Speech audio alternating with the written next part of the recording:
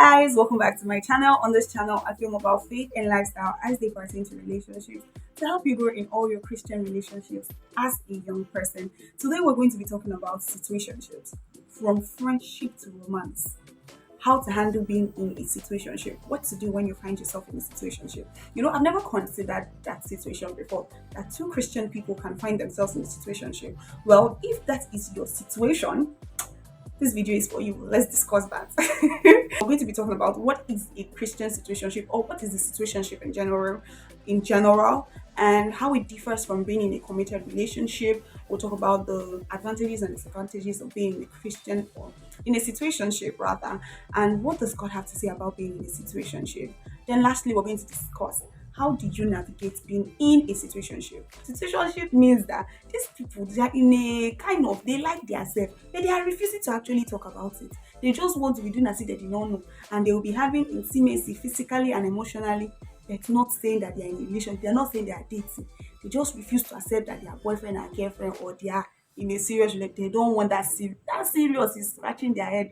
No commitment at all. That is what a situationship actually means. Now let's discuss, what does God have to say about being in a situationship. In 2 Corinthians chapter 6 verse 14, it says, "Do not be unequally bound together with unbelievers.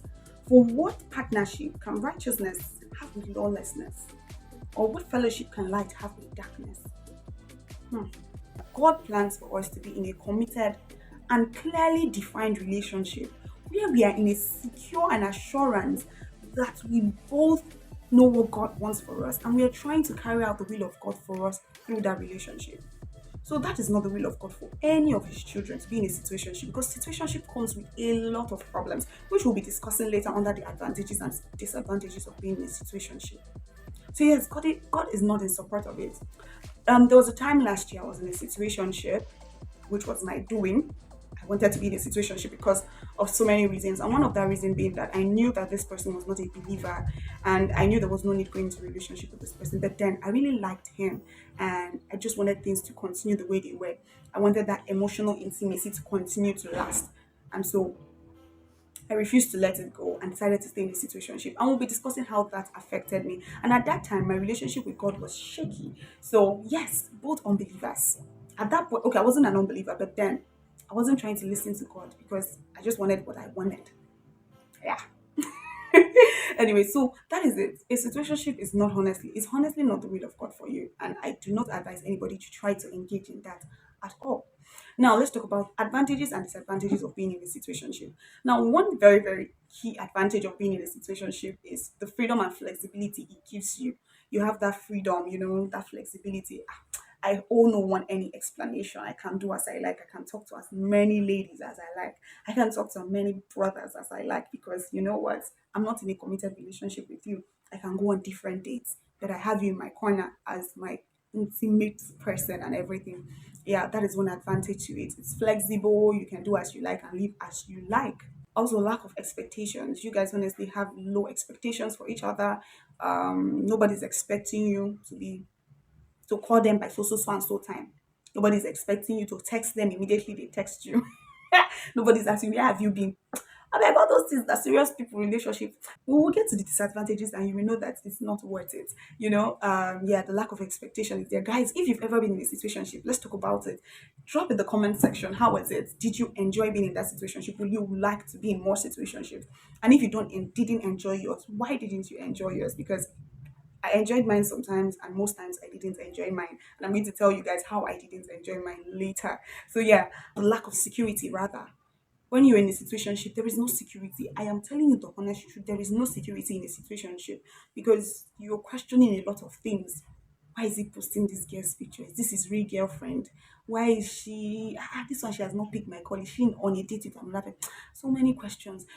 When I was in this situationship with this person, we both know we're in situationship, and he will go out with different ladies or different people, and he will post on the status, and that pang of jealousy was there. But you asked for it. You cannot come and start questioning him that, why are you posting this person? Why are you holding this person in this certain way? Why You cannot start those questions because there is no security, there is no assurance in being in a situationship. And also in a situationship where you guys have not even discussed that you're in a situation, you guys are behaving like you don't know that your friendship has progressed from ordinary friendship to romance. You just be questioning a lot of things. This thing he says, does he like me? As I talk this thing now, does it mean he likes me? I beg, I'm not gonna ask her. This thing she says, it just shows that she doesn't even like me. So many unclear things. I beg, it's not worth it, my dear. It's not.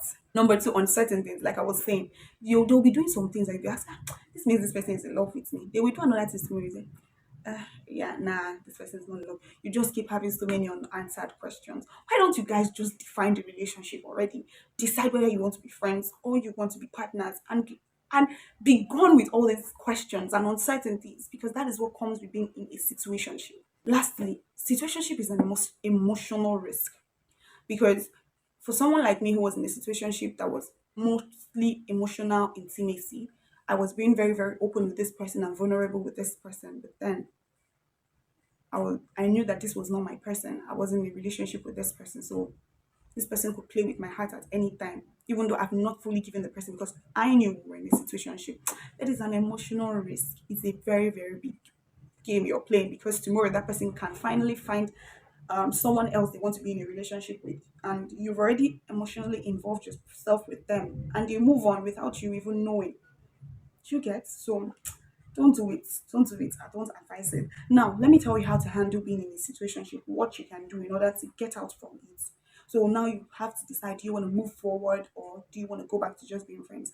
Let's discuss, guys. Do you even think it's possible to go back to being friends if you're in a situationship? Because honestly, well, it's possible, because I and this person, we are friends now because we've clearly moved past that situationship. It was just for a time frame. So it's possible. You guys just have to have that conversation. So number one, you have to clearly discuss with this person, have a honest conversation with this person, what you guys want to do. Do you guys want to foster your feelings? Do you want to be in a relationship? What do you guys want to do? You can't just keep being in that, what's that word, in that limbo. That is how I see situationship. It's like a limbo. You're suspended in the air. It's either heaven or hell. Okay, which one is heaven? Is relationship heaven and friendship hell? I don't know. Anyways, but it's just like a limbo where you're suspended with your life, your relationship life just being on a pause. There is no progress in a situationship. So you guys have to honestly discuss. Do you just want to go back to being friends, and or you want to progress to being in a relationship? Now, if you decide you just want to be friends, you have to set boundaries. Even if you want to go into a relationship as Christians, you also have to set boundaries. I did a video about setting boundaries some weeks ago. So I'm going to be linking it up here for you guys. You're just going to check it out. Just a few weeks ago, I discussed how to set boundaries and ensure that those boundaries stayed maintained. Ensure that those boundaries are upheld. If you guys decide to remain friends, you have now been emotionally and physically, probably physically intimate. Now you have to set boundaries both emotionally and physically. So you can talk about physical boundaries, talking about, okay, we have to reduce our physical intimacy, the way we touch each other. If you guys are kissing in that relationship, you have to cut it, because friends don't kiss. Nah, let's not deceive ourselves. So you have to cut those things out. That physical intimacy, everything that has to do with physical intimacy has to be cut out. The cuddles, the hugs. I don't know about you guys, child. If people want to be hugging, that one's people's problem. The holding of hands, the locking of eyes, and looking at each other for forever. You guys have to cut all that away, because those things foster romance and foster, romantic feelings.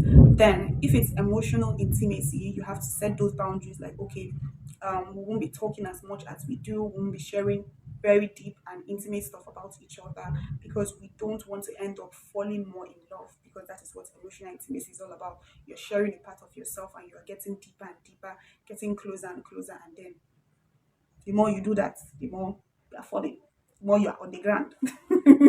Next, you can seek guidance from a mentor. Yes. Talk to someone you believe will give you good advice. Talk to someone that you believe is mature and will help you navigate these feelings and this relationship that you guys in. They will tell you how to move forward and how to handle it and how to go back to just being friends. They just give you the whole package. So having mentors is very important. You can see recently most of the advice I keep giving you, I tell you have a mentor, have a mentor. The person that is talking to you honestly doesn't even have a mentor. But then that is beside the point. I will still give you good advice even though I'm not taking some of it.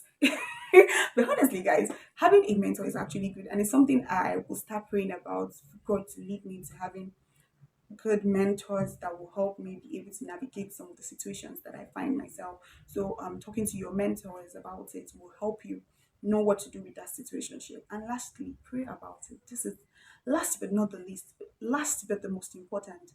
Pray about it. Talk to God about it. God is your father. He loves you and he wants to hear all about, give him the tea. Tell him everything that is happening. Spill the tea to God.